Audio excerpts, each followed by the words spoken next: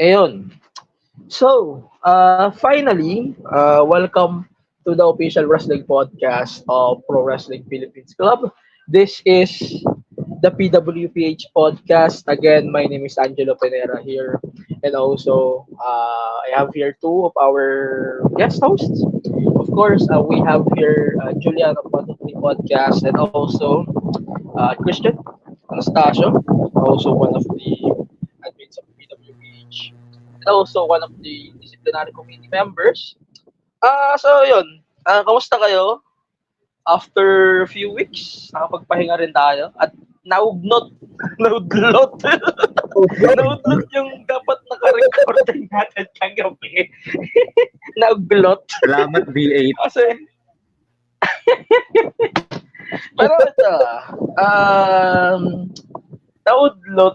Pero habang naudlot yung recording namin kagabi, pinag-uusapan namin tong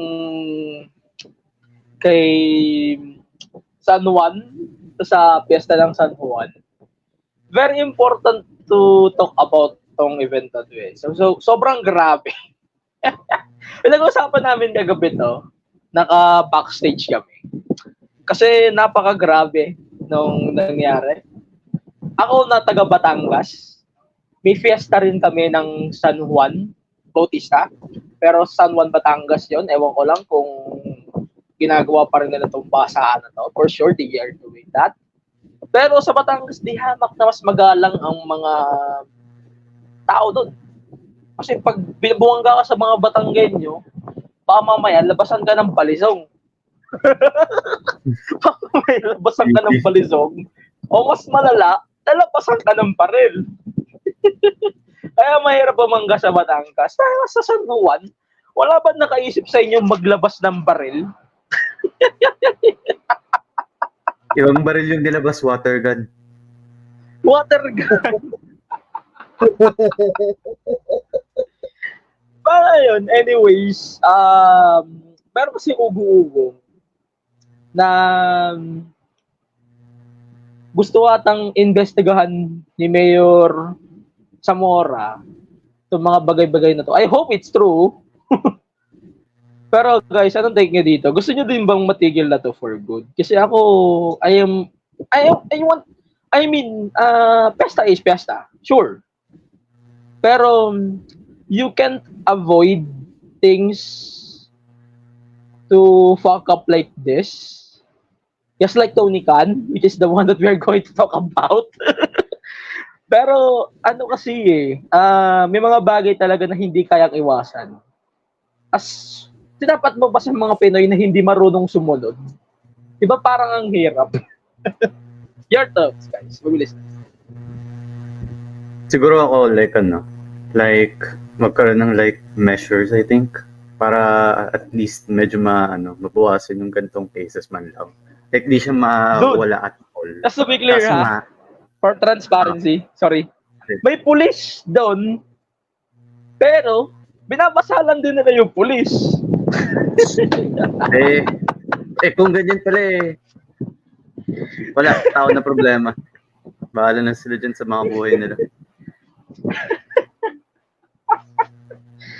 Sorry pero I need to contradict that. May pulis. May visibility na pulis na sa venue. Kitang-kita mismo sa videos na nagba-viral. Tapos ganyan. Jesus ko. Putangin na. Okay, go. Continue kayo. Pero tangin na. Hindi, yun lang naman na ko. Kaso nga yung police babasa din So, wala lang din. So, binabasalan din sila Tangin. Wala Kami man dito Actually, fiesta namin sa lugar ngayon. Sa lugar namin ngayon. Sa hometown ko. Like, fiesta dito sa specific na barangay namin. May hatiran sa Sunday. May hatiran sa Sunday. Wow. May equal din sa may basaan na rin yan kasi for mga yan mga nag-aatid ng phone tas may mga dala-dala ng hose ng tubig. Ewan ko kung Pero hindi naman umaabot sa point na pati mga pati yung mga passerby na dumadaan dun sa namin sa daan. Doon sila binabasa and everything. So lang din, it's very nakakainis. But at the same time, yun nga, sad. Kasi maraming na yung laptop na nasira, may mga documents na nabasa and everything. So, I feel sad for them. Pati Also, pera na basa mo. Ayun pa. So like, ayun. Like, I feel sad. I feel for those na nabasa yung mga gamit which hindi naman talaga intent dapat talaga na mabasa. And at And the start same to time, begin with. Wala naman talaga dapat na ganito eh. Exactly. Yung mga tradition sa barangay or sa town, keep it at that. Wag nyo na idami yung mga passerby na ano. Ang problema yung mayor, konsentidor. Inang mayor. Ganyan eh. GG. I mean, in context of pro wrestling, itong topic na rin na pag-uusapan natin, si Tony Khan. Tony Khan, pretty much, parang konsentidor na lang din siya ng ibang tao. Just like Jericho. Mamaya, pag-usapan natin mas malalim yan. But anyways, Chan, any thoughts? So, yun nga, sa San Juan Festival, siguro what they can do is mag-designate sila ng mga specific areas lang. Huwag yung sa mga malapit sa mga main thoroughfare, yung ginagawa ng mga public transportation, mga sasakyan. So, okay, it's a small city, pero dapat sa mga specific areas lang sila mag-conduct ng festivities nila. Huwag na dun sa may mga main thoroughfares. Kasi, pag may tradition nila yon, but of course, dapat hindi sila mayroong issue ng mga tao. Agree. Pero, yun, any thoughts? Ayun, alam mo kasi kung bakit namin pinag-usapan to kagabi. Yung lalaking dumidila-dila pa sa Facebook o sa video. Yan talaga yung pinag-usapan namin backstage. Mga kababalaghang nangyari. Ay, nako. I don't want to talk about that. Segue if you know, you know. If you know, you know. Tigil nyo na lang sa X. Pero for sure, the guy na makikita nyo, yan, nag-silver, ano pa siya tapang niya pa magsalita about it eh. So it's kind of funny eh, na kayo mismo, sila pa yung matapang sumagot. Paul talaga yun. Sobrang disrespectful, especially for someone na nakaranas din ng ganyan na San Juan. Pero hindi mo umaabot sa ganyan. Sa San Juan lang ako nakakita ng ganyan ka-wild. Kasi sa Batangas, hindi mo makikita yan. Imagine mo, may maglabas ng katana, baril o kahit ano dyan. Mas malala yun. That will be more disgusting sa ganitong pamamaraan. Pero while we're talking about Tony Khan and its competence of Mayor Zamora in San Juan, ito, background muna tayo. Alam niyo naman sa open mic night, pag-usapan natin yung incompetence of Tony Khan in his current round of AEW. The ratings of the show, as of recording yesterday, 502,000 pesos. 502 last week ng Juneteenth. Julian, back up ako. Ilan nga yung ngayon? 600 plus? 610? Tao ba? Sa NXT, 611. Ganun. Wait lang. Double This check week? ko. Okay. 611,000 NXT.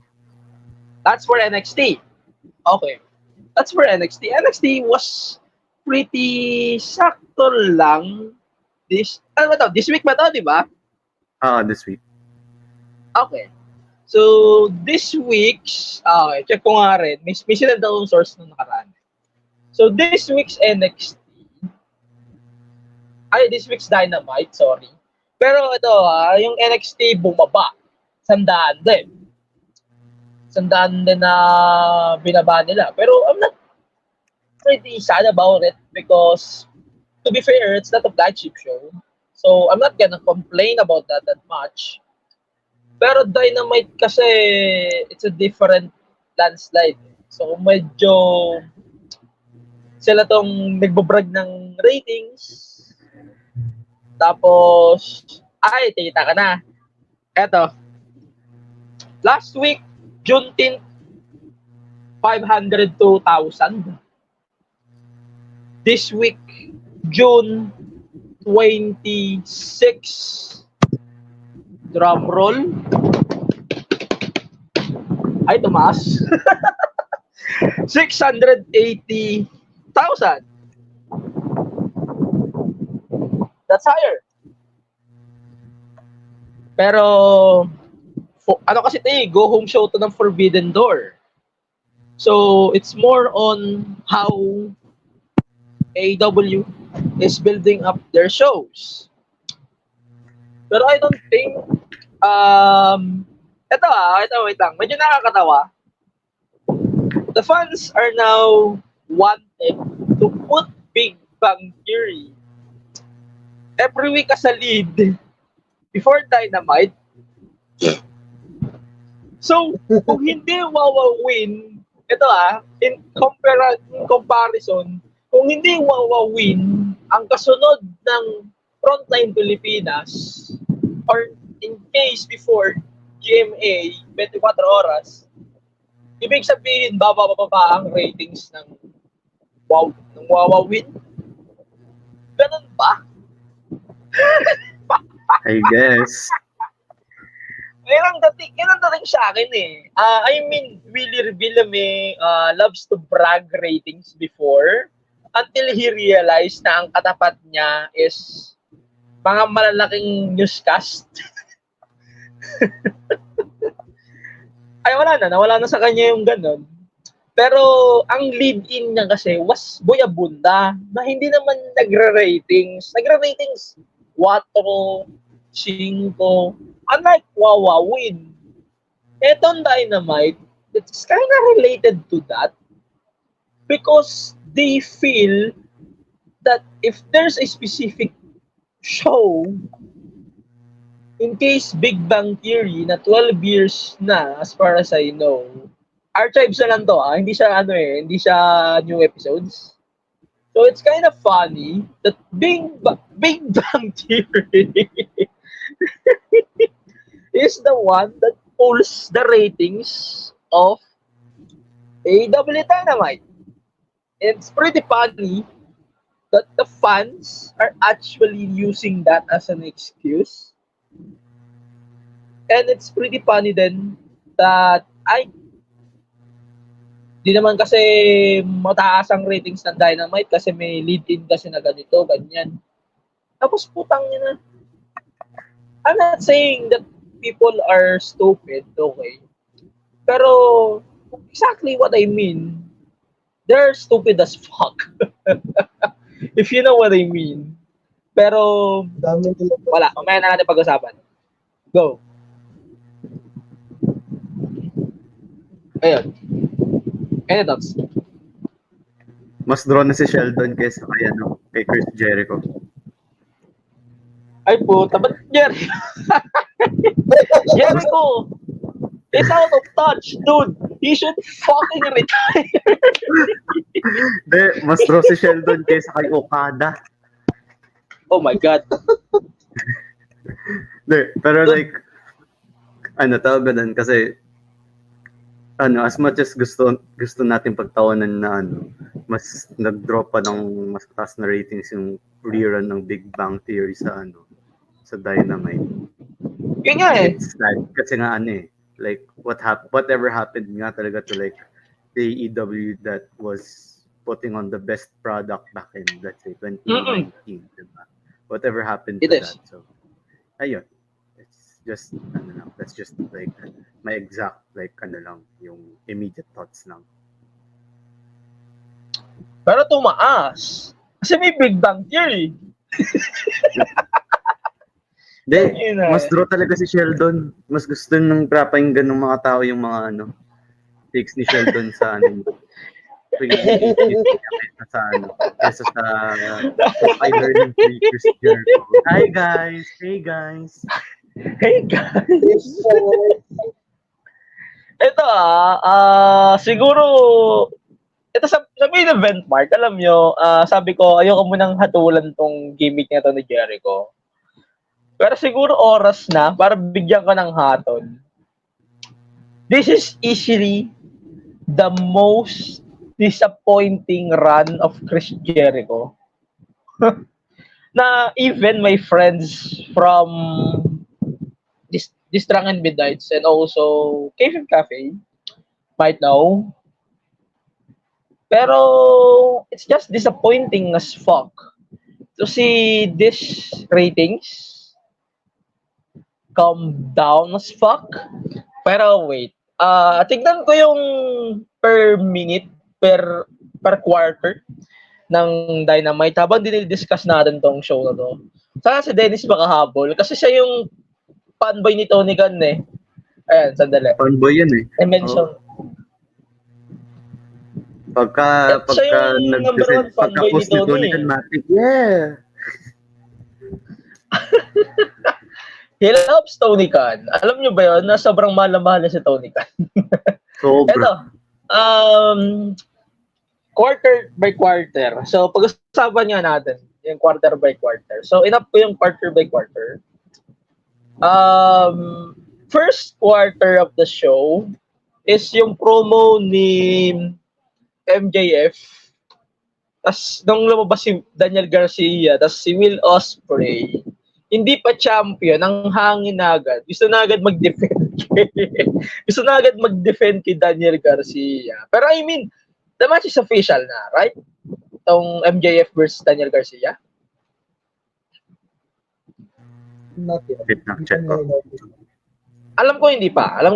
But anyways, 8 to 8:15 p.m.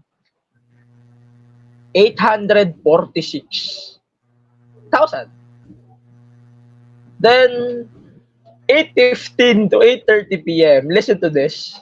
Swerve Strickland. Then there's Hiromu, basically LIJ versus BCC. Then may Art Break. Alam mo magkano binababoy? From 846? 150 plus 1,000. And that's sad. So, from that hour until 9 p.m., isama na natin lahat kasi hindi ko kayang i-discuss tong buong 8 p.m. hour na to. 846,000. Naging 613,000.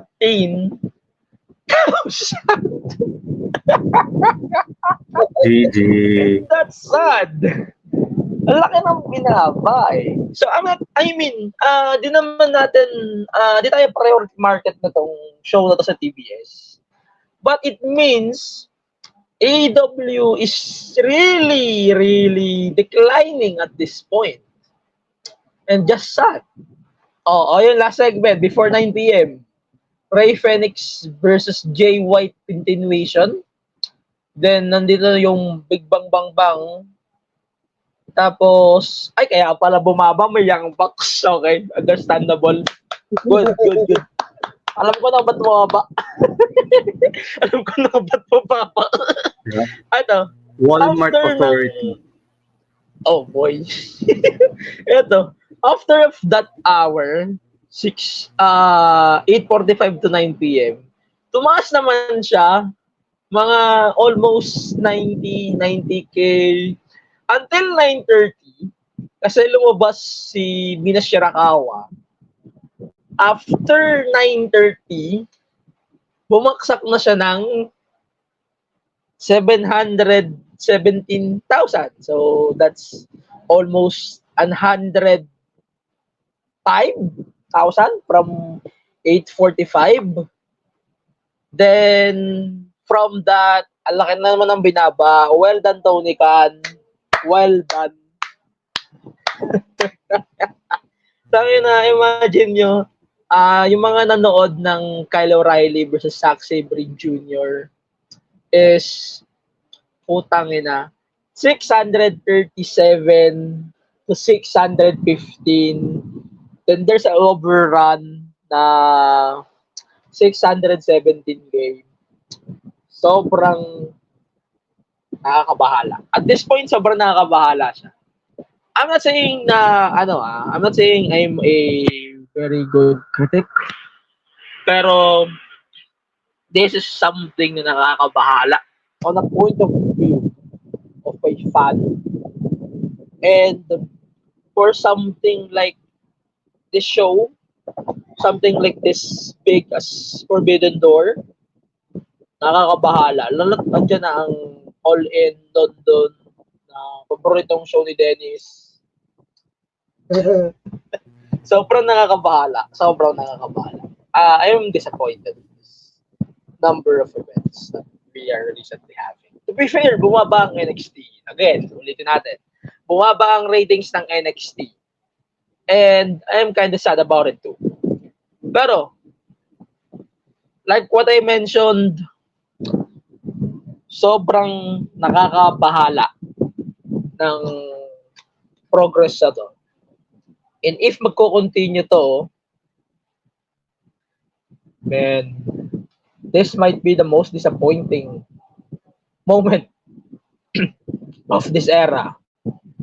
Then Ricochet, Dijak, possibly going to AEW, man, that will be disastrous for the ratings war. I mean, production-wise, AEW is doing a really good job.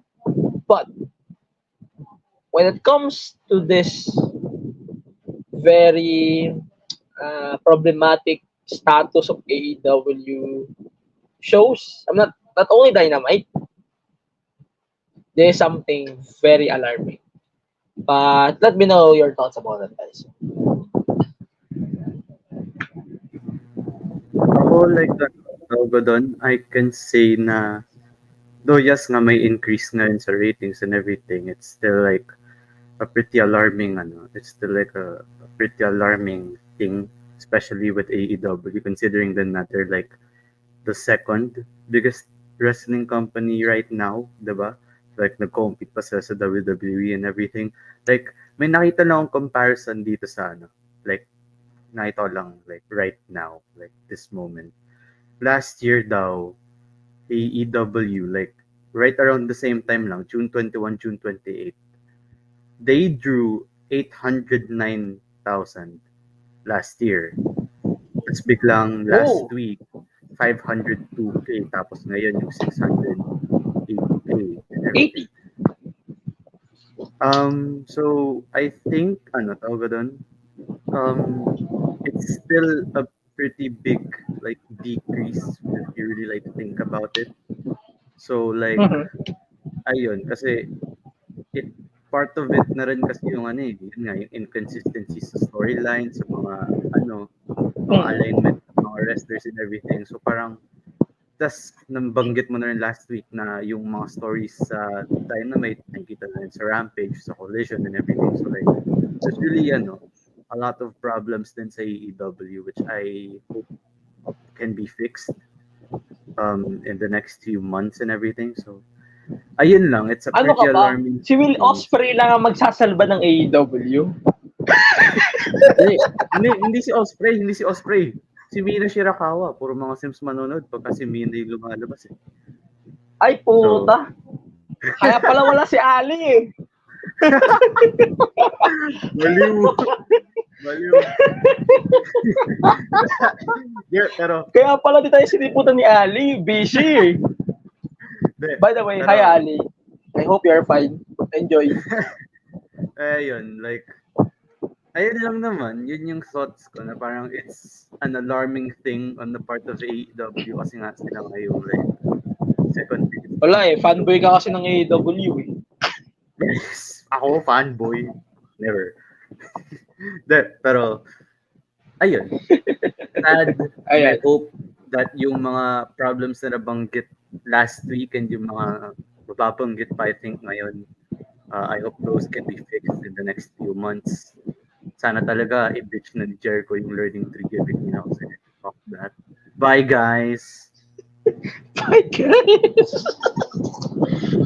Alam mo, learning tree is something that I can forget. Putang ina. Sa lahat kung may mga tao kung kakalimutan ngayon taon, putang ina, I want to forget na nag-exist yung putang ina ng learning tree. Alam mo yung mas pangit pa siya sa mga gimmicks sa NXT. The fans, especially Dave Meltzer and Jim Cornette, are criticizing the gimmicks of NXT. Parang takinan, hindi nyo man lang matira-tira tong kababuyan na meron sa AEW right now. I mean, from the Big Bang Bang, Bang Bang Gold, whatever, tangin ng stable. Kasi yun, ayun na lang sabihin ng Bullet Club eh. Ayan, that stable, medyo declining na rin sila. Si Mina yung nagdadala ng ratings. Tignan ko nga yung ratings. Sila yung pinakamataas eh. Based on that, sila yung pinakamataas. ito yung kapansin-pansin. Oo. Go. Dayan lang, Mina talagang do. Wait lang. Ito pa yung katakataka. Si Tony kasi, na-interview siya sa Fox News. Alam ko hindi siya legit according kay Sean Rossap na yung Fox News nagsabi 500 million plus people attended 110 live AEW events in 2024. Yes. Pero alam ko talaga dito legit kasi even Sean Rossap debunked this already eh. Na kaya na imagine mo 4,000 every shows equals ay nako. At this point, Tony Khan really needs to get some PR help or something like that. But anyways, let's talk about one of the biggest problems in AEW. Chan, ikaw muna pala. Anyways. Ayun, so, ito, AEW needs to fix everything from the ground up. Pinaka talaga na ayusin nila is yung honesty nila. Tony Khan is like trying to do everything all at once. Although he has promoted some people into higher roles like si Tony Schiavone, before Security Marshal, he was a VP, Christopher Daniels, and as well some important people to higher roles. It's not enough. Tony Khan is still doing a lot on his plate. So he needs to delegate more people, and he needs to get out of creative. He needs to get someone talaga dedicated to creative, and pretty much yun yung magiging taga-approve, taga-bigay ng mga storyline people. I mean, the wrestlers, yes, they have their creative freedom and everything, but there needs to be someone who will draw the line. Learning tree, what the fuck is that? Oh, quoting Minoru Suzuki, what he said, it doesn't sit well with the majority. And someone, so they need to have someone who will decline those kind of pitches. Kasi not all the time na forget Tony Khan likes it. Everyone, wider audience will like it. That's not always the case. So, AEW really needs to have that authority figure, that someone who will be in charge and will be very firm pagdating sa creative stuff. Tony Khan can focus on the business side of AEW. Kasi ito si Tony Khan, as we all know before, talagang wrestlers are kissing his ass. Those who are problem with AEW. Wrestlers are kissing his ass because he's a very lenient executive, a very lenient owner. So, para bumalik yung trust ng majority sa AEW, they need to have that one person who has the balls to draw the line all of their roster. And if that happens, magre-reflect yan sa mga storylines nila. There will be significant changes to presentations of the wrestlers. And walang mga maguguro sa catering. Walang they'll just sit at home and take all the money they're being paid for. Example, ngayon si Wardlow. When was the last time that we saw him on TV? Right now, he's just sitting at home, collecting paycheck while working out. He could have been Claudio is on TV this week. Wardlow, not Claudio. Wardlow. Sorry. Wardlow. Fuck that. Yeah, Go ahead. Well, that's one of the many examples. Nakakapanghinayang eh. And also, when was the last time AEW got $1 million in ratings? Kung tribute episode kay Jay Briscoe, when was that? More than a year and a half ago. So, for that to happen again, for AEW to get millions again in ratings, they really need that one person. That one person who has balls in terms of creating. Whether the wrestlers will like it or not. Ayun. Alam niyo, wala naman magbabago sa lahat ng storylines or bullshit ng AEW because everyone knows AEW is where the best wrestle. So, he doesn't care about fucking storylines. Big three! Big three pa rin. Big three lang sa alam. Okada, Ospreay, Monet. Tapos siya, magiging double champion na si Mercedes sa Forbidden Door. Diba? Woo! Let's go! Putang ina, game changer. Double Game changer. champion, Monet 2 belts. Woo! Pero, here's the thing. It doesn't matter if Mercedes is double champion. But, what's the point? What's the point of putting someone like Mercedes Moné as double champion? What's the common sense? I mean, sasabi nila, that's a title that I never lost when we mess with Mercedes Moné.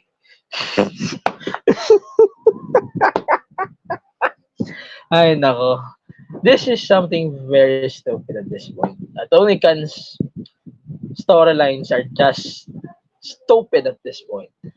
I mean, napakadaming women's wrestlers ngayon sa AEW, but he's choosing to give a better storyline on ROH instead. I mean, ROH is having a really good women's storylines like Athena, like kay Billy Starks.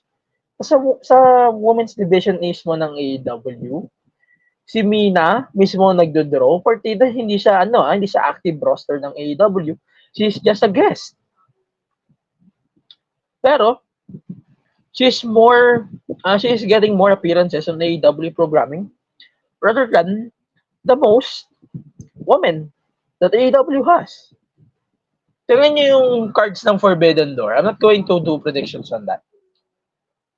Tayo na. 2 matches. Isa na sa 0 hour. Si Mercedes pa yung isa. Like, tang-inang yan. Ano to? Mandatory Jericho bullshit. Na kailangan main event siya. Parang siya na yung pumalit kay Jericho. Jericho, I mean, he's having the worst run of his life. But anyways, speaking of Jericho, let's talk about one of the things that AEW has right now. It's the incompetence of Tony Khan. So, para sa akin lang, sobrang incompetent talaga nito ni Tony. At this point,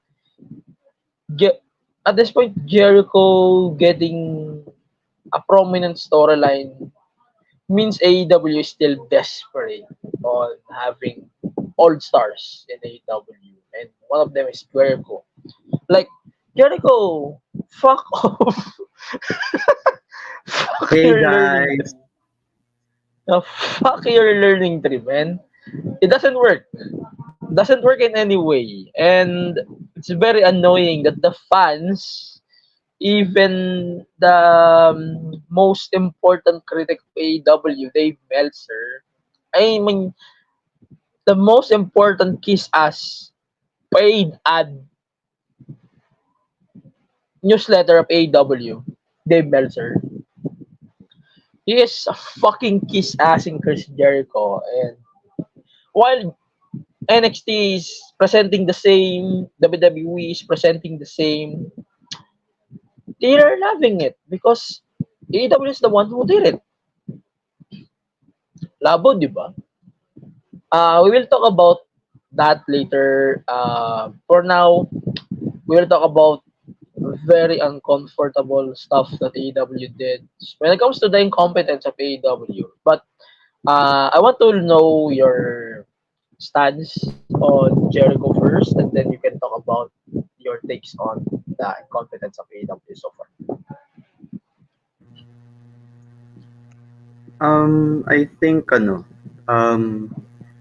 yung learning tree, whatever man ko yung ginagawa ngayon ni Jericho na yun nga, it's like, I guess Jericho's attempt na rin to, I guess, reinvent himself kasi, alam naman natin yung mga sasabi na Jericho's good at reinventing himself, blah, blah, blah, blah. Mm-hmm. But like, this attempt is not, it's not it for me. It really isn't it for me. Kasi, like, it's such a, di ko Very lang for lack of a WWE better gimmick, term, no? very WWE, tsaka like, for lack of a better term, sobrang childish, I think, nung gimmick, which I guess is the point nung pinaka-gimmick mismo, but still, like, ala lang, parang, for like, the audience that AEW has, which is like the hardcore wrestling fans and, yung mga skills and everything, hindi siya fit para dun sa audience na yun, sa demographic na yun. It really isn't it. Na parang you'd see that, yun nga, sa WWE and everything, you would see that, kasi, in some aspect, pwede yun sa, sa NXT, na parang, pwedeng ipatapat sa Chase U yun, di ba? Like, I guess, more annoying na Chase U and everything, di ba? So, ayun, like, yung learning tree na gimmick is, it works, I guess, to the WWE audience, but not to the AEW, like, environment and the audience of AEW. So, like, I think, as much as I want Jericho to like try different things like his career and everything, kasi yan naman si Jericho, alam niyo naman yun. He needs to retire. Hindi naman sa he needs to retire, I guess. Like, I guess, kasi nawala yung edge talaga ni Jericho when he introduced this whole learning tree character. Actually, JS pa lang. JS pa lang, wala na siya. Pero like, tuloy na lang siyang nawala once the learning tree was introduced. So, ayun, like, I think he should revert back like good old badass Chris Jericho na parang yung Judas, Painkiller. Like yung mga niya, yung badass na Jericho na that we know, like from the early years of AEW, di ba? Parang the first AEW champion. Ayun, I guess yung Demo God to an extent, but di naman na relevant, I think, yung Demo God shit na yun. So, Demo doesn't matter anymore. Taki na yung demo nila ngayon, 0 point something. Well, my point, exactly. So, ayun. I guess bring back good old badass legend Chris Jericho from 2019 and we're all good. Kasi this whole learning tree gimmick, the past gimmick, like the past gimmicks like in JAS, it's not it. It's just not it. Kasi kung itutuloy pa to ni Chris Jericho, like, ayun, might as well retire and, never wrestle it because, like, fuck this. Ayun. Ayan.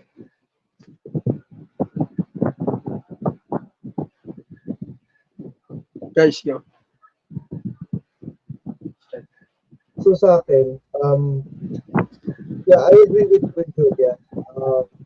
Jericho needs to bring back his old gimmick kasi fuck the learning tree. That doesn't sit well with me or anyone else for that matter. Kasi sobrang pilit yung gimmick na to. Sobrang pilit, like it's being shoved down our throats. So I don't like. I don't like that gimmick. And to the point that he had to win the FTW championship for what? Minoru Suzuki, which he thought he's gonna be their tag team partner in Forbidden Door, but I was, grabe, sobrang laugh trip ako sa segment na yun. Tinurn down siya ni Minoru Suzuki. Like, gusto niya ng one-on-one FTW championship. Pero what if si Dijak yung partner ni Jericho sa Forbidden Door? Dijak. I mean, that's a possibility. Although we might laugh at it right now, pero what if, diba? I mean, wala namang no compete to si Dijak. His contract expired. So it's somehow a possibility by Forbidden Door. Pero yun nga, with this gimmick of Jericho, I don't know. Talagang starting shit. Nakikringean ako, to be honest. Like, with these backstage segments, yung mga, hi guys! Thank you guys! Nakakairita. So, Alam mo, yung learning tree, may common denominator niyan sa mga pakalat-kalat dito sa mga shows dito local. Ganun na ganyan. It reminds me of that. Hindi na Well, ako babanggit ng pangalan. But if you know, it you reminds know. me of those people. Oh my God. Tapos, alam nyo, yung mga nag-add sa kanila sa Facebook, they're trying to befriend them as fans. But, Well, oh my God. Oh my God. But, since you mentioned it, John, thank you very much for mentioning it. Wala eh. It really shows how stupid AEW can be eh. Pero yun nga, yun, patapusin ko na statement mo. But anyways, yun. So, yun nga. I mean, to what I mentioned earlier, AEW has this figure in charge sa creative. That learning tree gimmick for the which something else, which other gimmick, or go back to his old gimmick, inner circle, gimmick. I mean, that was working for him. So why suddenly change it to the JAS? I mean, JAS, I don't know. JAS turning to be yung gimmicks niya, parang, paano ba? It's at this point na he has nothing left to prove, obviously, but having these types of gimmicks, it really shows that, Tony Khan just lets it fly. Hinahayaan lang niya si Jericho to do whatever he wants. To this point na susuka na siya ng audience. Which, it's really sad. And, if there is that creative figure, authority figure, Jericho would have just went back to his old gimmick, which would be so much better. And who knows, probably he could have had recruited some guys to be part of a new version of Inner Circle, maybe. So that's my piece on it. Learning Tree is fucking trash. Minoru Suzuki already buried it. I hope Samoa Joe, Hook, and Shibata will bury that 6 feet under. I hope they will. I hope they will. But nagdagan ko lang din yun kay Jericho. As much as I want Jericho to go back on his past gimmicks, ang question ko dyan, ayoko mag-contradict dito, pero I need to.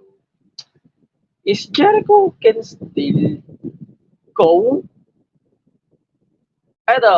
Kung yun nandun ang logic natin, i-rate nyo nga yung 2023-2024 run niya so far. 1 to 10. Mabilis lang. Chan, start with you.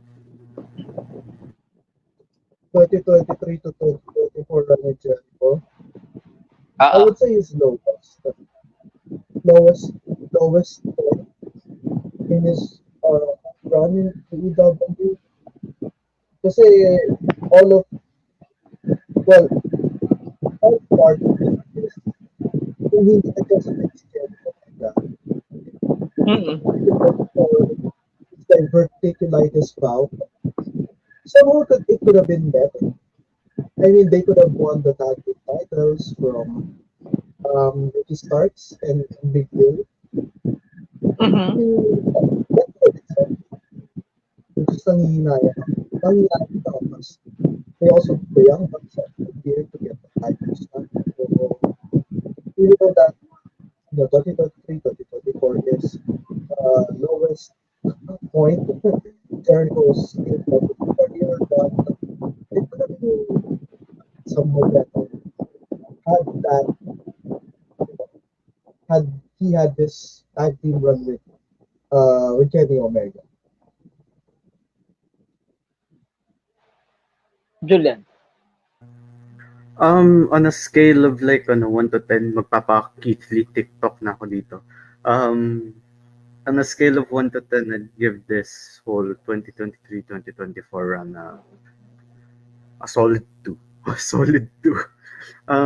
Pero generous, like, pero kasi I gave it a 2 kasi may mga fans naman for some reason they think that the whole learning tree gimmick works and everything. So I'll give them the benefit of the doubt. Yes. So ayun, to me it's a 2 kasi nga yung learning tree is not up to my taste. Tsaka it's such a WWE gimmick na parang it's sobrang out of place niya sa AEW and everything. Tas yung last na gimmick niya from last year, I think yung pre-learning tree and everything. Sad boy. Sad boy Jerry. Like, tawag din, di naman siya, I think, lang din yun. I'll make it a 2 lang din. Kasi like, hindi. I guess I'll give it a 2 na nga. Kasi parang for like, I don't know, a week or 2, interesting si Jericho. Tapos biglang nagtuloy-tuloy pagiging sad boy niya. Hindi na siya naging interesting to me. Pero ayun, like, to sum it all up, 2 out of 10 for like that whole 1-year run for Jericho. Kasi, ayun nga, yung learning tree comes off minsan na spillet. So, ayun, parang yung whole shtick talaga is like, hindi bagay. Especially like, for someone like Jericho na parang makikita mo na, hey guys, bye guys, thank you guys, na parang he'll spread like words of wisdom kuno. Parang I mean, he's a veteran after all.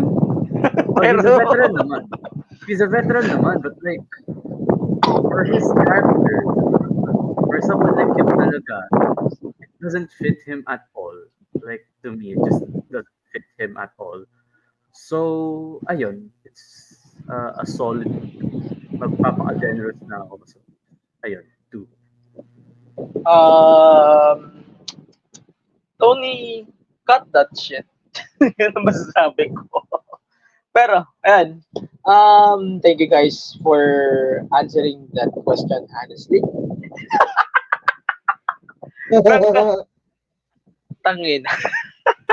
Eto, I mean hindi yan ang main problem ng AEW actually. The main problem of AEW is with Tony Khan. Ang dami na ng forum, ang dami ng discussion about Tony Khan. And it's being discussed a lot.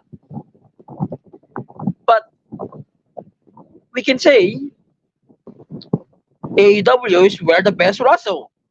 It doesn't matter.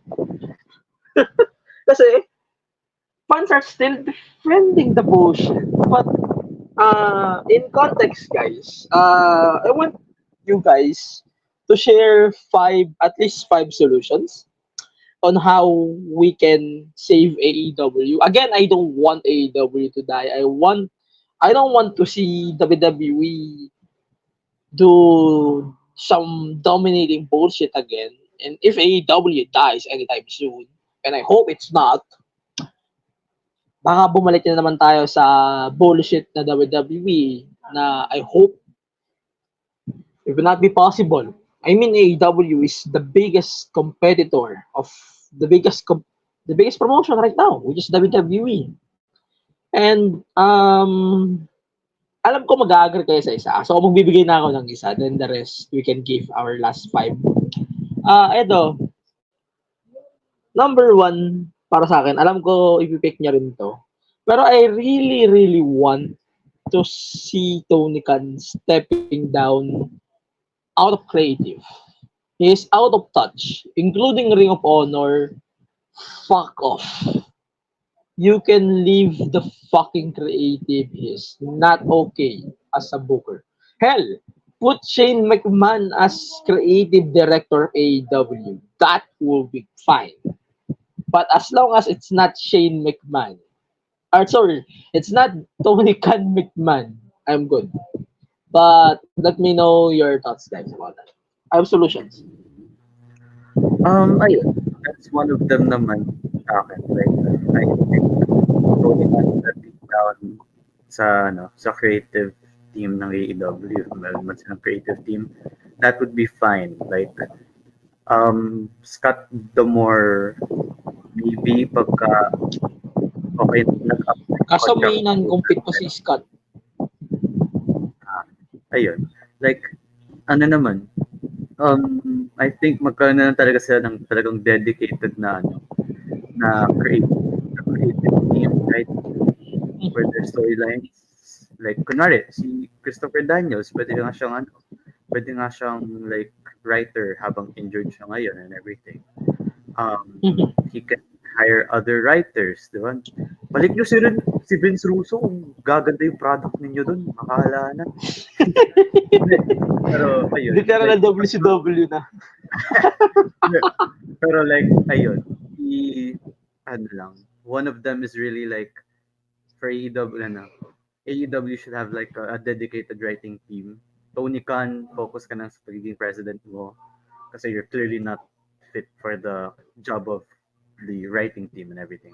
Number two, I think for me is yung clarity with the alignments ng mga wrestlers. So that comes with the creative and writing team na rin. So like with that team, I hope na mas mabibigyan linaw, hoping na mabibigyan ng linaw yung alignment ng mga characters na parang di naman like every 2 to 3 weeks biglang may nag-heel turn bigla. Kasi like at this point kasi parang sobrang desensitized na tayo sa mga biglaang heel turn sa AEW. Like, take a look at Anna Jay. Di ba? Na parang, this week lang.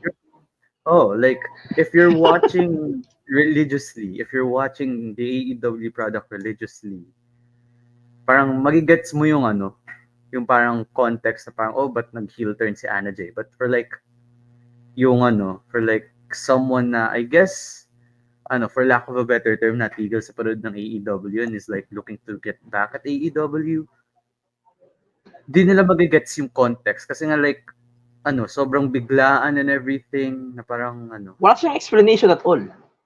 no explanations at all. Walang like biglaan lang talaga. And umabot na siya sa point na sobrang desensitized na nga tayo sa mga biglaang heel turn. Like, the last heel turn na, I guess, di ko naman kasi di naman to unexpected per se.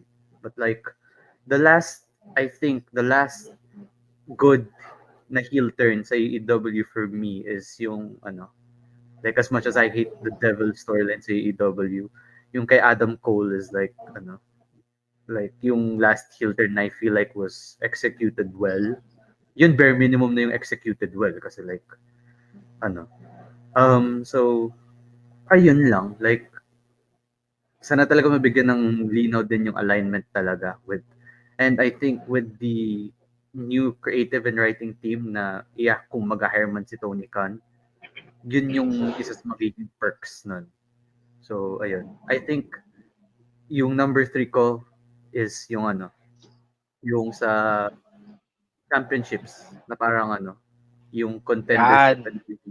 Kasi tawag din, ang pangit din kasi pagka like biglang mag-Mercedes Poney yung isang wrestler. Parang, nag-debut ako dito, so may champion. Okay, I challenge you for the championship. Fuck the rankings. Na parang, kasi, tawag doon, naalala ko pa rin kay Samoa Joe nung naging champion siya. Parang, he made it a point that the ranking system will be like stricter and everything. Nangyari sa rankings ngayon. Diba? So like, like, yung contendership system sa AEW, sana talaga maayos na rin yan kasi, like, for the longest time, it's one of the big problems talaga ng AEW. So, I think I'll cap it off at that. So, like, 2 solutions that I can propose is, yung both dun sa writing team is yung clarity sa alignments and yung sa contendership thingies ng AEW. So, ayun lang. Ayun. I don't know pero let's scrap the whole rankings thing. It doesn't make sense. No, we better to be honest. Oo. Like, na lang. Basta, like, magkaroon lang talaga ng contendership system that actually makes sense sa AEW. That's what will make the whole title scene sa AEW. Hindi lang sa World Championship but like sa TNT Championship, sa TBS, International Championship. Mm-hmm. As long as you have like that contendership system that actually makes sense, it makes the title scene so much more interesting. Diba? Ay, ito pa pala, last na. I think AEW is doing a good job at this naman but I think they really need to capitalize dun sa mga nila, sa draw, aka sila Okada, the joke. Pero ayun, like, I think they're doing this naman now with Mina Shirakawa. Kasi to be fair, like, sobrang interesting ng storyline ngayon ni Mina Shirakawa. Na kahit ako, kasi hindi naman ako nanood ng AEW, ng Dynamite full episodes Like, I only look at highlights lang sa Facebook and everything. And to be fair, yung Mina Shirakawa storyline is like probably one of the most interesting that's going on in AEW, and I like the way that they're capitalizing on it. So I say continue with that kasi it brings more eyes to like that storyline, and mas in turn parang nagkakaroon na rin ng parang mas kahit pa paano magkakaroon na rin ng some sense of like na parang may something to look forward ka na with every like episode of Dynamite, ganon. Tapos parang dapat ihulay na lang nila yun sa like dapat sa Dynamite na lang yung specific storyline na yun. Like parang hindi na kasawa yung tao and everything. So ayun lang din yung ang i-add ko and everything. So ayun. Sus, tibog ka lang kay Mina Hindi. Maganda naman yung talaga yung niya, Maganda naman yung story ni Mina. Oo, I agree. Pero legit, one dagdag ko lang chat before you go. Mina Shirakawa, sana hindi siya ma-poach ng AEW. Swear. Ang ina, poaching na naman yan. Ba nagkataon? Go. Okay. So, in terms of solution that AEW needs to, to really be a better, the overall is first is get someone na focused on all of the creative aspects. So that's one. I think that is the most critical need that they have. Second is the second need that they have is for um, yung disciplinary committee. I mean, they already have one, but I think they need to have like more yung mas neutral pa. Kasi yung disciplinary committee puno that they have is may Brian Danielson eh. I mean, yeah, Brian can be as neutral as he can. Pero at the end of the day, he's a talent. Eh. He's a talent, he's a contracted talent.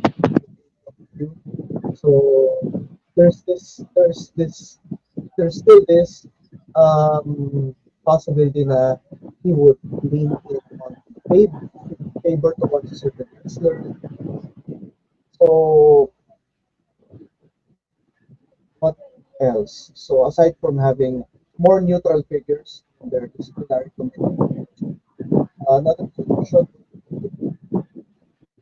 ito, stop getting affected by the product of the day. Just focus on your own product.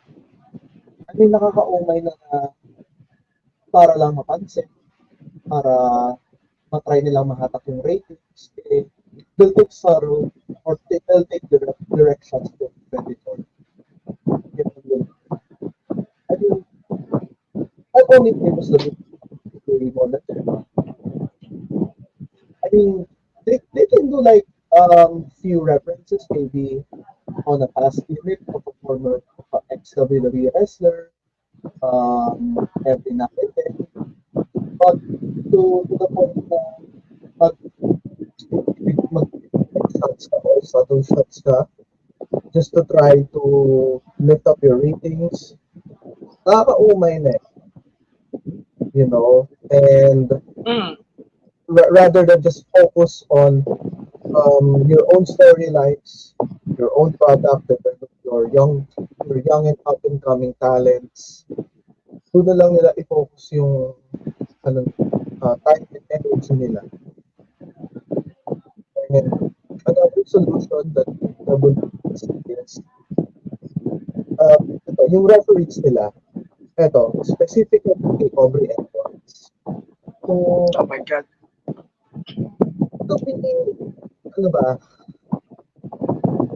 not be as animated as possible. Kumbaga, act like a normal referee, hindi yung parang OA na ewan na mga kung ano-ano nung gestures. Para lang mapansin ng mga tao. Just do what you have to do as a referee. Hindi yung nagbubuha kang tanga by overreacting on certain spots and whatever. And tsaka rin, number of matches in pay-per-views. Yun, spa. Quality. Stick to the quality. I mean, like for example, itong Forbidden Door na upcoming, ilang matches to? More than 10. Tapos may ilang pa sa 0 hour. No. If you would compare this to WWE, ibang matches ba? Pero kita mo naman yung quality, di ba? Compared to AEW's pay-per-views na pangkater pa mga matches, pero ilan lang doon yung may proper build. Yung iba doon, last minute, pag-build or plucked out of nowhere. So, I mean, para yung fan service to mismo na kami. O yung fan service to. Instead of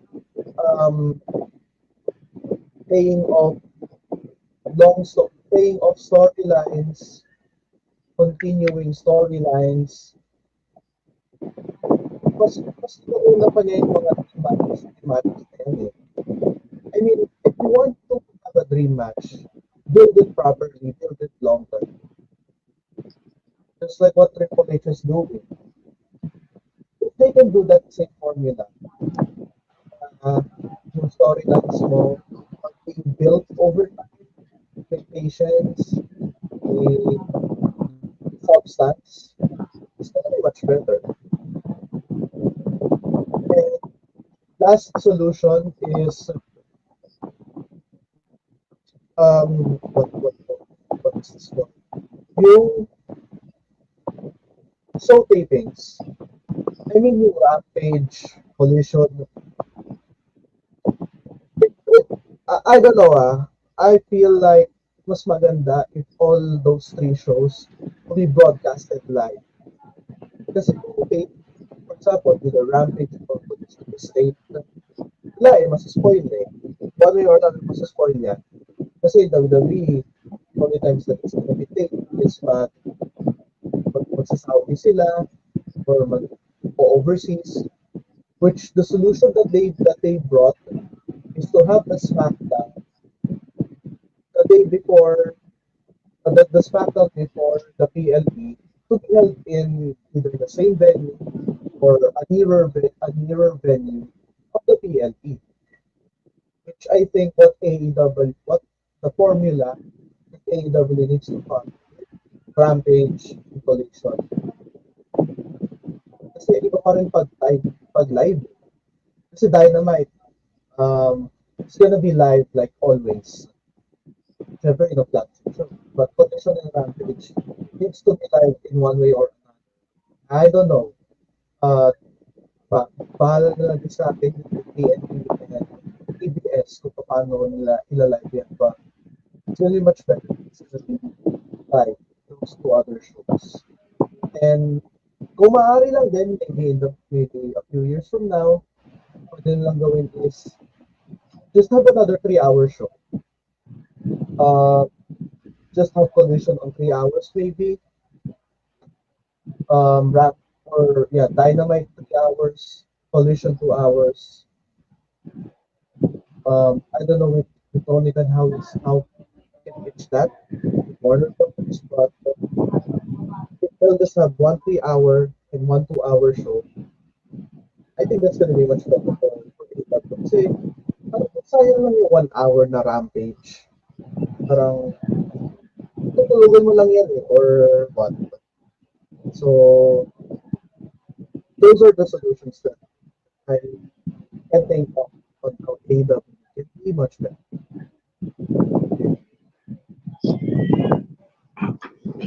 Yun. So, dagdagan ko lang yung ideya ni Chan. Thank you very much, advice, by the way. Dagdagan ko yung ideya ni Chan about the shows. Ayun, una mag-agree ako that they should scrap Rampage. Pero as much as I want to agree with that, maganda sana kung yung Rampage gawin nilang third hour ng Collision. Like, ilagay nila sa 10 to 11 time slot. That will be fine. Especially with ganitong mga events like Forbidden Door. Like, sobrang exhausting na manood ka ng Friday, SmackDown. Kasi meron pa palang Collision or Rampage. Then, kinabukasan, Saturday, there's a Forbidden Door event, Collision before that. Then, yung mga succeeding events ng AEW, magfo-fall yan ng Saturday. So, pre-empt na naman ang Collision.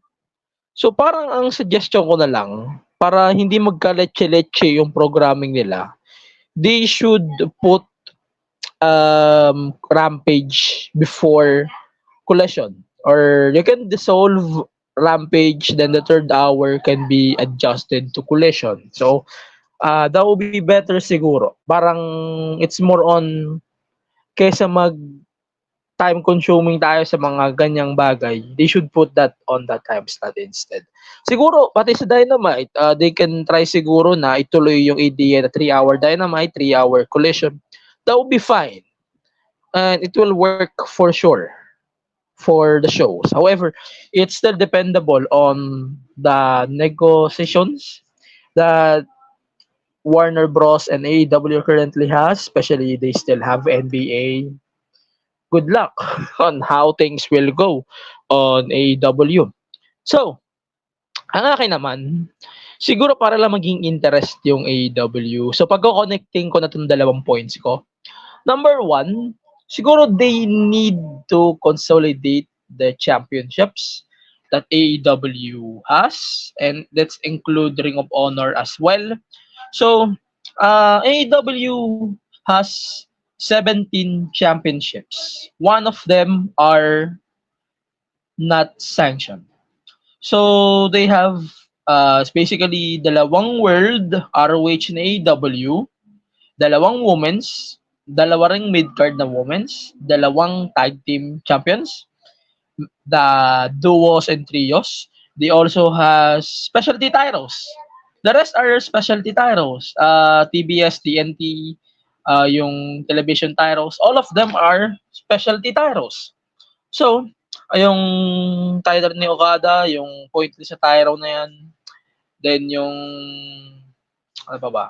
All Atlantic International Championship, the rest of the titles, they should consider that consolidated because I don't see or I don't need AEW to give everyone championships because that's what we don't need. We only need storylines that actually make sense. We don't need everyone to become a champion. At this point, the only thing AEW needs is better storytelling, not titles. Oh, connect ko na dito sa point na to. Make more logical points or stories on how people are getting title shots. Mercedes Moné, yes, I am referring to you because you did not earn your title shot at all. Pero and I'm going to say this right now, rankings never works in professional wrestling in any way. Hindi po mag-work ang rankings. It's like saying BBM and Sara Duterte will work together as a tag team. And see what happened. It didn't work.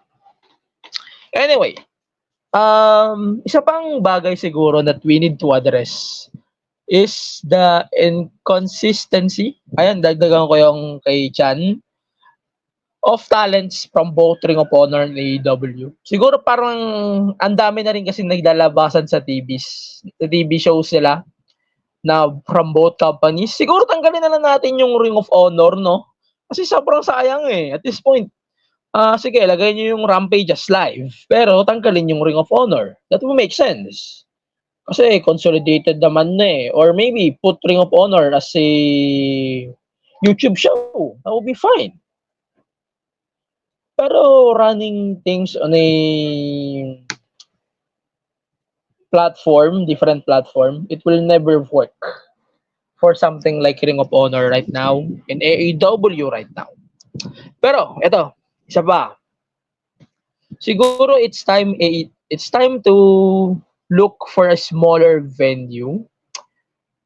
Kagaya nitong tatakbuing shows ng Collision sa Arlington, Texas. They have less than 1,000 people for the show, for that. Tangina, hindi pa rin sila makapuno doon. As of right now, I'm trying to look on the numbers for that show. And so far, wala pa rin sa kalahati na bibenta nila. I'm kind of sad about that. And yun, they need to explore more venues with that capacity. And TNA needs to get venues like what Collision is getting right now. And then, last thing, presentation-wise, AEW is doing a really good job on that. So, I don't really have to nitpick into it. Pero, we don't need too much changes on that. So, konting ilaw na lang. Kasi makikita naman na di sila sold out. Ito, very important before I let you guys go on this episode. We don't need to listen on some puppets.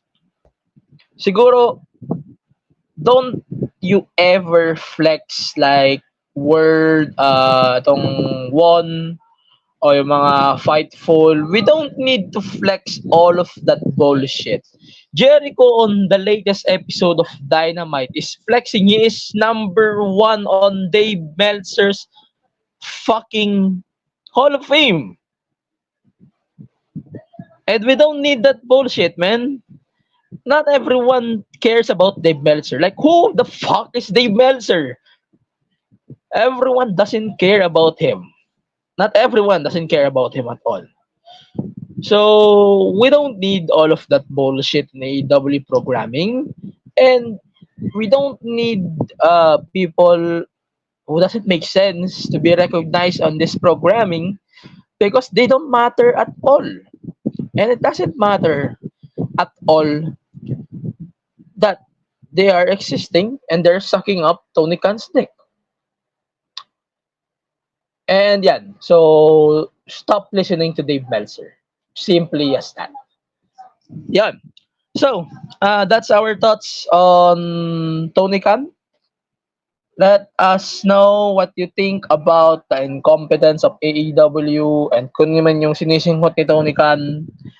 We will find out more if Forbidden Door will be televised this Sunday o kung kailan man kami nag-record. So, probably tapos na siya by that time. So, let us know what you think on the current era of AEW. Gusto nyo bang mawala ang AEW? Gusto nyo bang magstay pa rin ng AEW? Gusto nyo bang magbago ang AEW? Gusto nyo bang mawala si Jericho sa AEW for good?